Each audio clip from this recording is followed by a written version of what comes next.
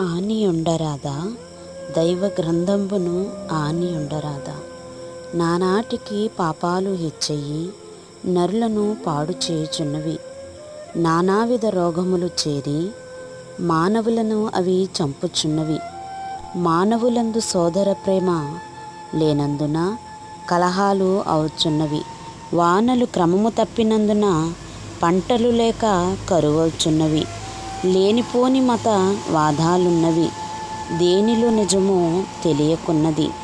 వీటన్నిటికీ విరుగుడు దైవ ప్రార్థన గనుక దేవదేవుని యందు విశ్వాసముంచి ఈయనే నిజ రక్షకుడని త్వరలో రాబోచున్నారని నమ్మి బాప్తిస్మమును పొంది దేవుని సన్నిధి యందు చేరి నిత్య నివాసము చేయగల వారముగా ప్రభు మనలను సిద్ధపరచునుగాక.